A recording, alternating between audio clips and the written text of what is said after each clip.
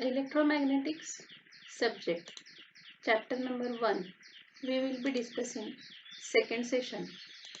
The points that we will be covering in the second session are electric field intensity concept, types of charge distributions like discrete charge distribution and continuous charge distribution.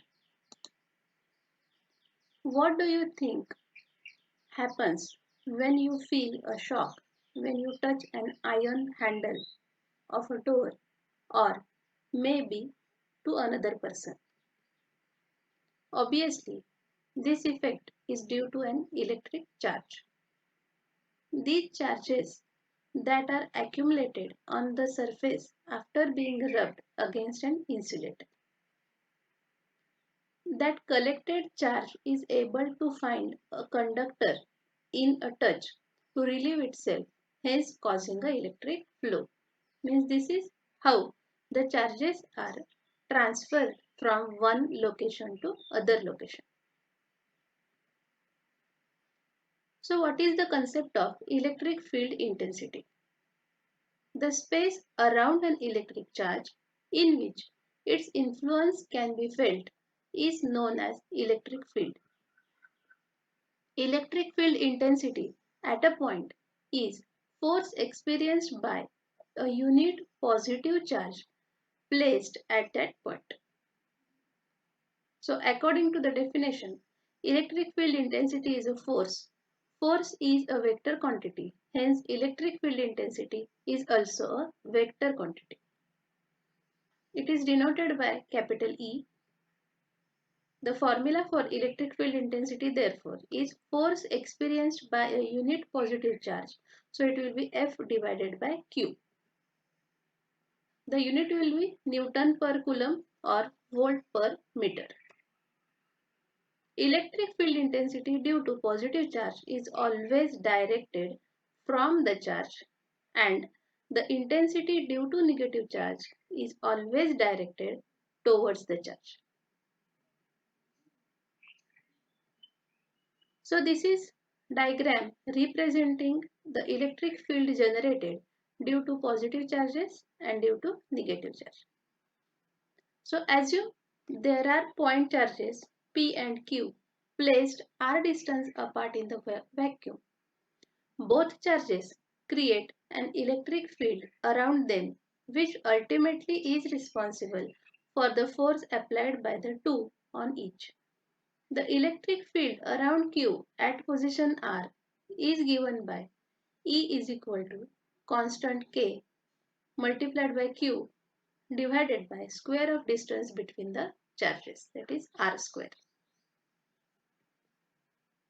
Force experienced by a charge in the electric field is given by F is equal to Q into E bar,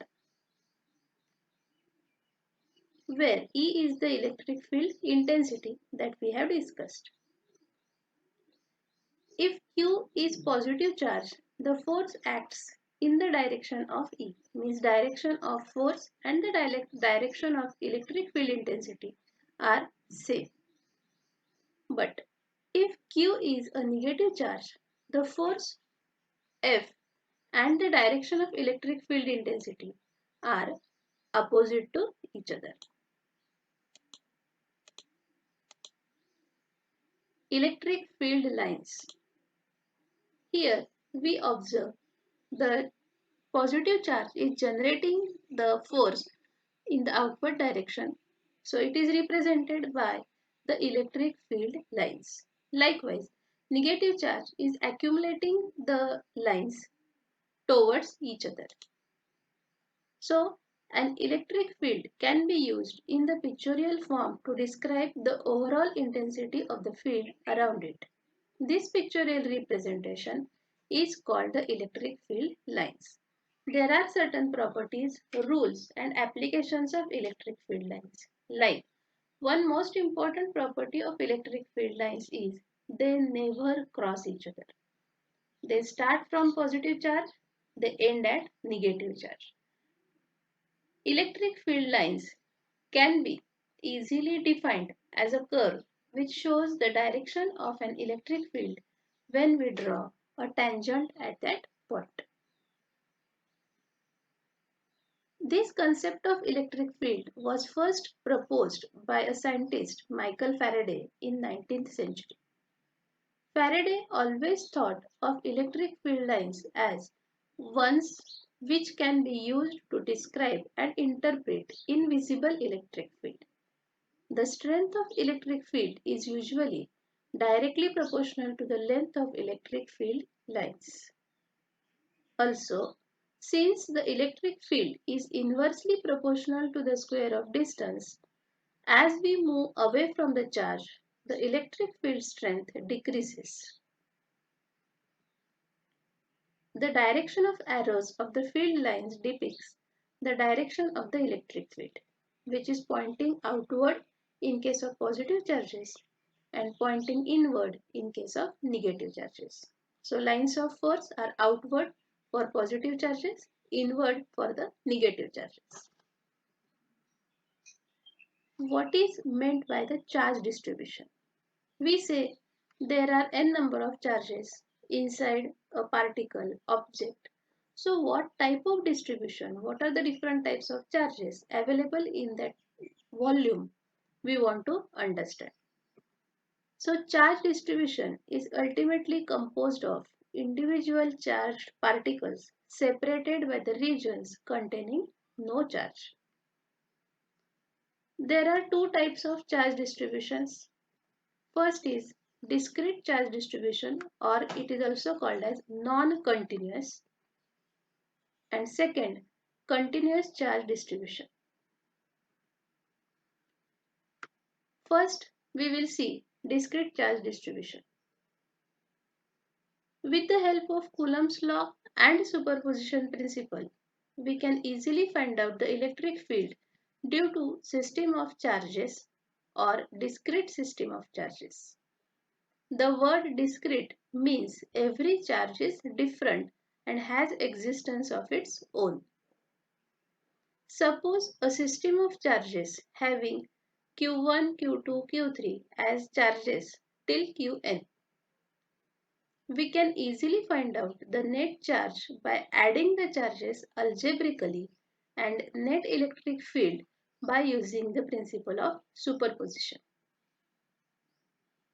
Because discrete system of charges is easier to solve and discrete system of charges do not involve calculus in the calculations like differentiation or integration. Complex mathematical problems are not included. So this is a view of I have a point P.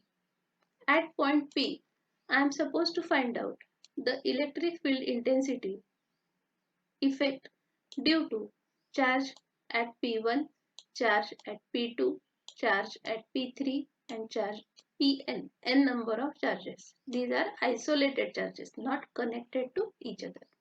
So these are represented by different coordinates, say x1, y1, z1, xn, yn, zn. And you have corresponding vectors because I want to experience electric field intensity at point EP. It is also called as my field point. So it can be calculated as here each point charge contributes to the electric field at each at field point. So total electric field at the desired point or the field point will be sum of electric field due to each source. The electric field intensity at point P is given by it will be due to effect of first charge plus second charge plus third charge plus nth charge. So substituting the formula we get 1 upon 4 pi epsilon 0 taken out as common into Q1 upon R1 square into AR1 plus Q2 upon R2 square into AR2 plus dash dash dash Qn upon Rn square into Arn cap. So summarizing the formula, you get 1 upon 4 pi epsilon 0. Now it is summation making it into I is equal to 1 to number of charges. So here we are assuming equal to n qi by ri square into unit vector ri cap. There are three types of continuous charge distributions in the system: linear charge density, surface charge density, and volume charge density. The linear charge density is shown in the diagram. So I have the charges which are placed one after the other forms the structure of line, hence called as linear charge. These charges are continuous in nature, means one after the other. When the charge is non-uniformly distributed over the length of conductor, it is called as linear charge distribution. It is also called as linear charge density, and it is denoted by the symbol lambda. So similarly, I have surface charge density, means charges are now distributed over the surface. Surface charge, when the charge is uniformly distributed over the surface of conductor, it is called as surface charge density or surface charge distribution. It is denoted by the symbol sigma, and its unit will be, it is over the area, so it will be coulomb per meter square. It is represented by rho s density. Likewise, in case of line charge distribution, its density is coulomb per meter. It is represented by rho L. The last, volume charge density. When the charge is distributed over an entire given volume of conductor, it is called volume charge distribution. Its unit will be coulomb per meter cube. As we have volume, now it will be coulomb per meter cube.